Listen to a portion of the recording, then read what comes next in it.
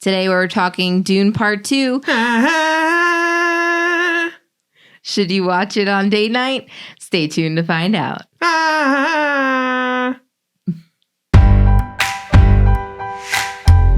Hello and welcome to Couple Chat. Where we Parents. discuss topics for you. Parents. I'm Matt. I'm Jackie. Let's chat. So, we were a little late to seeing Dune Part 2. We were very busy with the parade and Atlantic City Boat Show I was at. So, there was a lot going on, obviously. A ton. But we finally got to see it in IMAX. For those of you who don't know, there's a difference between real IMAX and the IMAX that is more widely available to people. Yeah. And really, most of the IMAX that you're probably seeing is IMAX. And what I mean by that is basically it's not the full IMAX aspect ratio. It's not the true IMAX experience that you're going to get at a place like Lincoln Center in New York City. Or Tropicana in Atlantic City. Exactly. Thankfully, we live in an area where we do have a couple of real IMAX theaters about an hour away from us in each direction. But yeah, I mean, mostly throughout the country, it's very hard to find. So yeah. So if you're seeing Dune Part 2, definitely at least see it in IMAX because you're going to get a better experience than you would anywhere else. I mean, do you agree? Oh, yeah. I really think that the soundtrack kind of feeds into the Dolby experience. So if you can't see it in IMAX, at least try Dolby. If that's available. If that's available. We have a theater near us that has Dolby, so that's a perk as well. Yeah. It feels like one of those 4D experiences where your seat is practically shaking. Right. But in the IMAX theater, it was pretty intense as well. I mean, that sound system just... Yeah, I couldn't imagine being people in theaters surrounding it because it got loud a lot. Yeah. And just the bass is so intense. It's amazing. Well, as you explained, Hans Zimmer's score is just, it gets into every nook and cranny of your soul. I feel like it really takes over your body. Well, I told you my head started hurting, and at the end of the movie, I just felt like my head swimming, and then my eyes started tearing. I was like, "Wait, did I close my eyes at all for 3 hours?" Right. Well, maybe not 3, but it was. I think it's 2 hours and 36 minutes or something like that. I mean, we've sat through longer. Oh yeah, for sure. But yeah, I mean, so when it comes to date night, obviously this is more geared towards, seeing this with a significant other or going out with friends or, if you're a book lover and you've read Dune, definitely, that's the type of crowd that's going to go and see this. However, I mean, it's doing really well. The first part did well. So I think it's hitting a global audience really easily. So yeah. It really doesn't matter. Who's going to see it, I guess. Sure. But I really wouldn't take littles to this. It is a PG-13 rating, so that's something that you really want to take into consideration. They're in the desert. Lots of people are dying, and there's lots of things going on that you may not want your little to see. So our children will not be seeing this movie for many, many years. Yeah. It's a Star Wars. Or just the series. Honestly. Yeah, it's a Star Wars. Hence why I wore a Star Wars shirt, because I felt that was something appropriate to wear. Exactly. You don't have a Dune shirt? I don't. You don't have any shirts with worms on them? No. I'm happy to say I don't have any worm shirts. I don't know. I never really was a Dune fan. It's so funny because we both had a professor in college, the same professor, just 2 different classes, who loved the 1985 version. Oh, yeah, and it's just it's a cult classic, so I don't want to offend anyone, but it is hot garbage. Yeah. Just so bad. I think most people these days have come to terms with that. Mm-hmm. There's a good set of people that are just no, the Dune movie was great. They adapted the book well, blah, blah, blah, blah, blah. Sure. And that even probably hate Denis Villeneuve's version. But I personally, I haven't seen all of the original. And I I didn't read. As you guys know, I don't read often, but I listened to a lot of the first book by Frank Herbert. And man, I always have this problem. I'm sure you can also attest to this, but these guys, these authors, they're great at building worlds.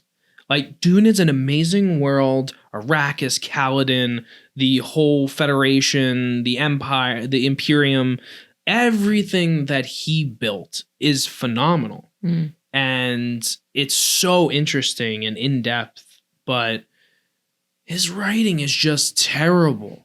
It's terrible. He reminds me of George with Game of Thrones. Yeah. It's just exactly. on and on and on and on and on. Yep. I'll say it, folks. I'm ashamed, but I have not read these books. I've tried. I couldn't get halfway through the first one. I was so bored. And like now seeing the movies has really inspired me to actually try and go back and read them and just like give it a chance. But man, oh man, I tried and I could not stick it through. I just couldn't do it. And like, I don't know if it was because too at the time when I read it, there was no movies yet. So like maybe. What do you mean? There was the 1985 Dune, Jackie. You know what I mean? Like it wasn't like I had people pronouncing these words for me while I was reading. You know, it's certain things like when you're reading something, like when I read Harry Potter for the first time, I read it as Hermione. Really? Yes. Huh. Who reads it as Hermione for the first time around? That's so interesting. Like reading the Arrakis and Kaladin, like that's not how I read it. Yeah. That's not how I understood these words. Paul, I get. Chani, I called her Cheney, but Cheney or Shaney, I don't even remember. Yeah. But like certain things in this universe, I could not get behind like pronunciation. Sure. So maybe that's part of it. Well, that's what's so great about listening to an audiobook, at least. Yeah. Because you don't have to worry about anything like that. All the pronunciations are given by the author because it's obviously supposed to be a direct translation of the book. So yeah, I mean, I knew exactly how everything was pronounced, and that I think that kind of helps for sure. Because yes, this book is just littered with so much verbiage that if you really don't know how to say it, and maybe more books should do this, and maybe Dune does, and we don't know, but they should have an index or something within the book that it's almost like a dictionary, not even an index, like a dictionary within there that breaks all this stuff down, has it phonetically, yeah, so that you can understand like how these things are actually supposed to be said. Yeah, you would think. Well, it's so funny because the recent books that I started reading, A Court of Thorns and Roses, when they introduce a new character, she actually writes it out phonetically for you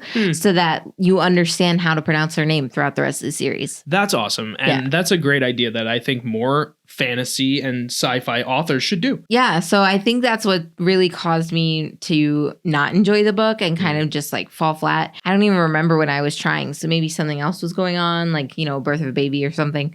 Who knows anymore?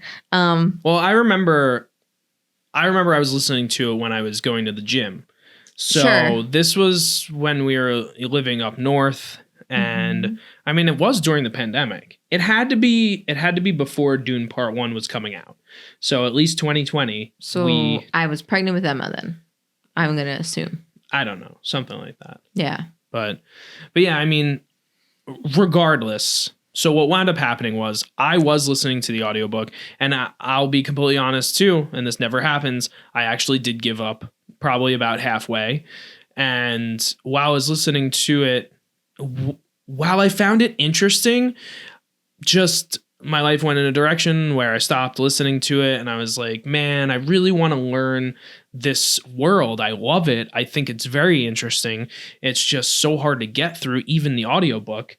The audiobook did a really annoying thing, and I don't know, for anyone who may have listened to it, and I think I expressed this to you, but the audiobook would have these amazing moments. Right. And I don't know if you guys remember this, but I talked about this when we were doing another book to film adaptation. Maybe it was Hunger Games. It was Songbirds About, and it was Ballad of Songbirds and Snakes. Yes. So I had mentioned how audiobooks should be full-on productions now. Yeah. Voice actors, sound design, music, all that stuff should be involved. So this is an audiobook that I'm pretty sure is, older now, but they had sections. This is why it took me out of it. So they had sections where they had a full-on experience.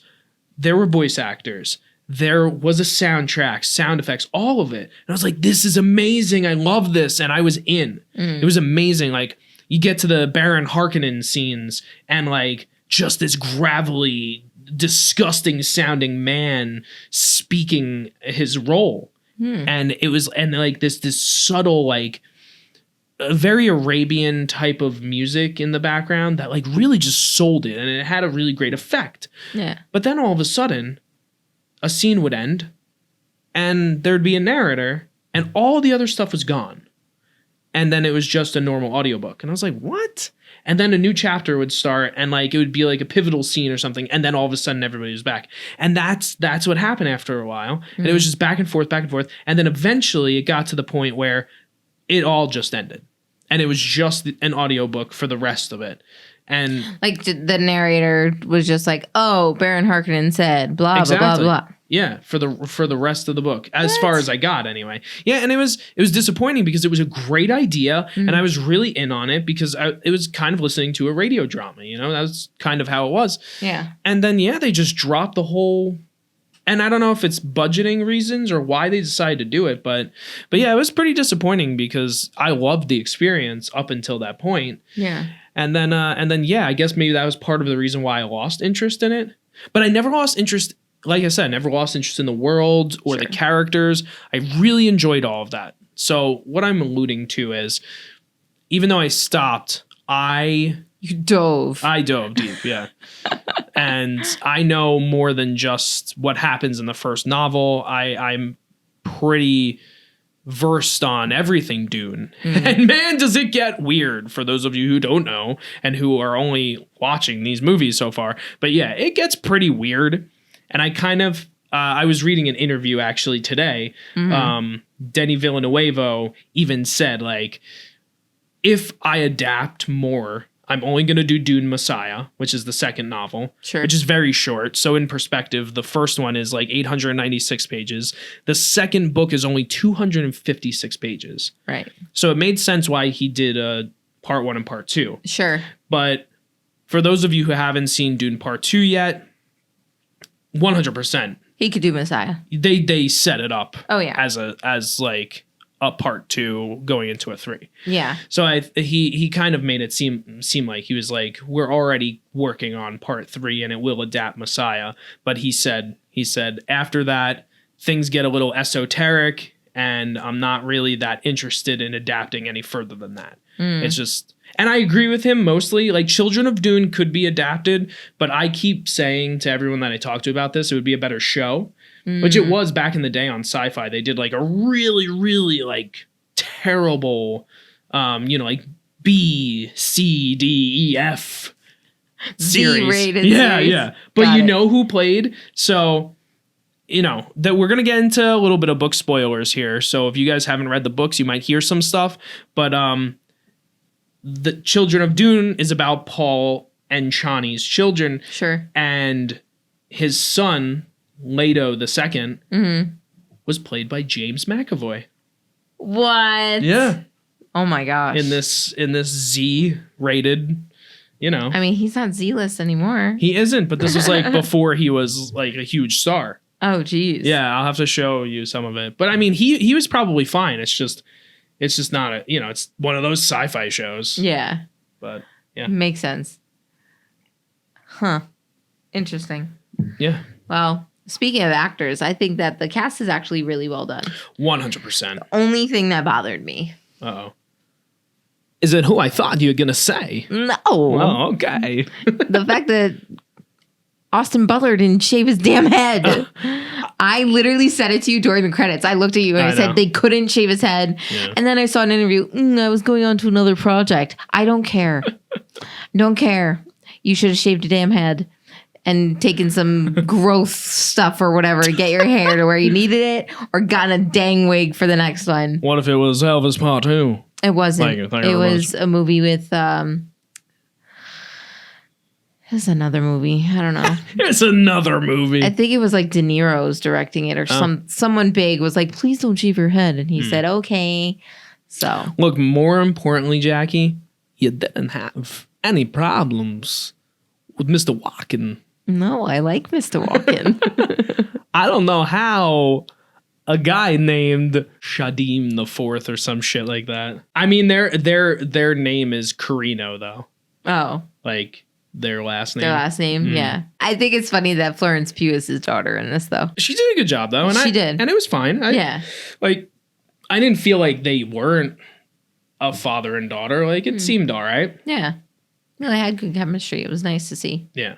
But what's crazy is, Princess Erlon doesn't really have much to do in the first book. You see her a little bit, but she narrates the whole first book. So that was something that bothered me about part 1, that she was not in it at all, and she was not narrating it. Chani was. Right. And I was wondering, I said this to you before we saw it, I was like, are they going to just have Chani narrate this whole thing now? And I said it to you. I said, nope. Now that they've cast a princess, she's going to do it. Yeah. And the first line after the Fremen, anyway. No, it's the Sardaukar. Yeah, whatever. It's the Imperium's army. Yeah, after that guy was talking. After that guy was talking. It was Princess Erlon. And I was like, oh, perfect. I was pretty excited. And by the way, I would have never known that was pronounced Erlon. Yeah. I literally was pronouncing it I rule on. Like. She rules on. You can't tell me that it doesn't look like that, though. Sure. Like, that's how my brain works, so. That's fine. Jackie pronounces everything phonetically. I do. I rule on Princess I rule on. And then eventually I just turned it to Lon because I couldn't read the beginning. And I was like, it's a princess. Princess so-and-so. In my head. That's funny. Yeah. This is how I read. It's how I get through things faster, too. The secrets come out. Oh, yeah. Oh, yeah. That's funny. Yeah. Well, yeah, I mean, so to get a little bit deeper into this movie, sure. As I said, this is definitely something you'd want to go out with a significant other to see. It's very deep storytelling. There's a lot of religious undertones and political undertones. This isn't something that you're going to take your kids to. And yes, Star Wars has those things too, Jedi and the Empire and all that, but it's a lot simpler. Yeah. Aside from something like Andor, which really gets into the depths of the government and the Empire and how it's run and things like that. This Dune is all about this. Yeah. It's very political, and the whole thing is about Paul becoming this Messiah, basically a Jesus type figure. And it's not really something that a kid's gonna enjoy or even understand, so as is written. So it's funny that you said that. So you were talking casting, and like Javier Bardem is just like, he's just this funny like character that's like he really like he usually plays a very pivotal character in a movie. Like if Javier Bardem is in a movie, he's a pivotal role. Sure. And this not so much. Like Stilgar is important. Yes. But he takes a back seat in comparison to the rest of the cast. I feel like, well, not the rest, but like he's not really a major character. He's the heretic. He's the one that's like, yeah. This is all gonna happen. Right. It's as written. Like we gotta believe it. We, even if he doesn't, we have to believe it. Yeah. Like, oh, he's so humble. It's okay. He's still the Mahadid or whatever Muad'Dib. The Muad'Dib. Like, oh my gosh, please. one of hundreds of names that they call him. Yeah. It's so funny.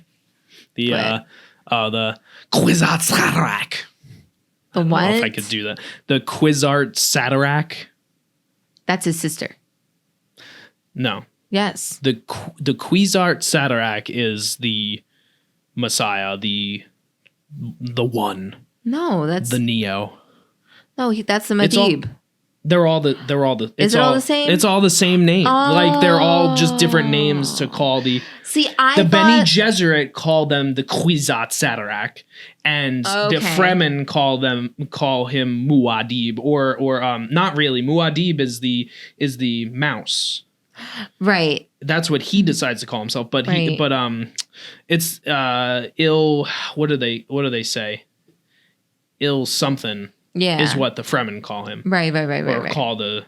Yeah. I mean, there's tons of names. Gotcha. Which is, I mean, makes sense when a Messiah is introduced or whatever. Like, this is what happens. I mean, in reality, there's many different names for what people think is God. Yeah, for sure. But, so it's so interesting. And Frank Herbert. So, again, I was reading this from Denis Villeneuve's interviews, but Frank Herbert had always wrote Dune as a warning to people who followed messiahs like this. Huh.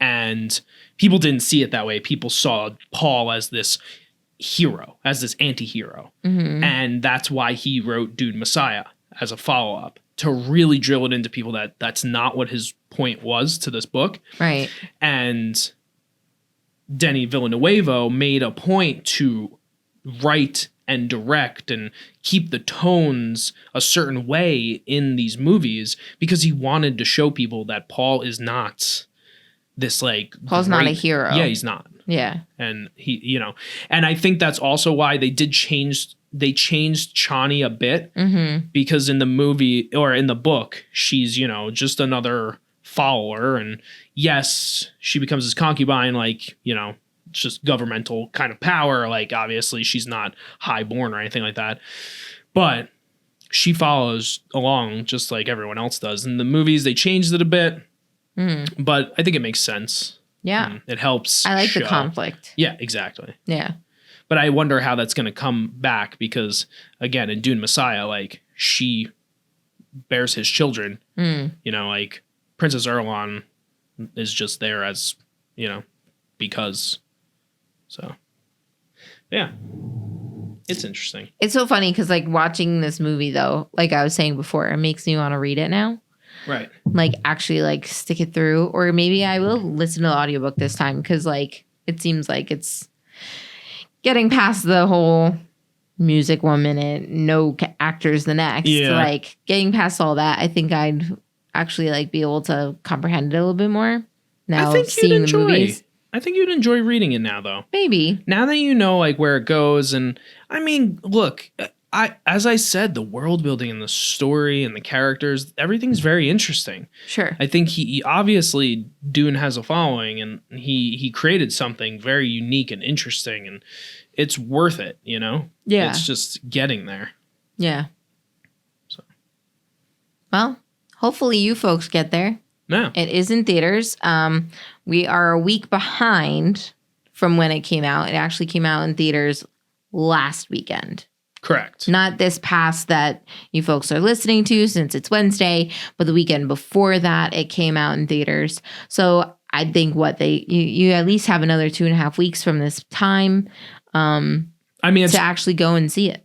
It's doing so well. I don't know if it's going to come out of theaters anytime soon. Yeah. There's nothing like major coming out at this time. True. So, yeah, I mean, I think you have some time, but regardless, if you're not a fan of Dune and you're just looking for some fun sci-fi movie to see, fun, I wouldn't say it's fun. It's a very dark, depressing look on religion and government. It's, it's definitely a darker tone than something like Star Wars. Don't expect like I said, Star Wars, it can be fun at times. There's a bit of comedy in this, but it's not so much. It's like you're laughing at the people that are like, oh, these idiots are believing in all this stuff, Yeah. But yeah, so if you're not interested in that kind of thing, you might not want to see Dune, but it's a very interesting movie if you're looking for something deep to get into. Yeah. And I mean, the action sequences are fine and they're interesting and well done, but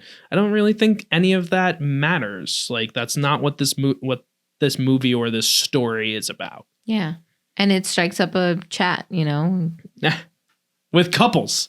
Or friends or whoever you're there with, it really strikes up that conversation of, oh, well, what would you be, or what side would you be on, or like kind of just bigger picture conversation. I think that's why people go to the movies on a date.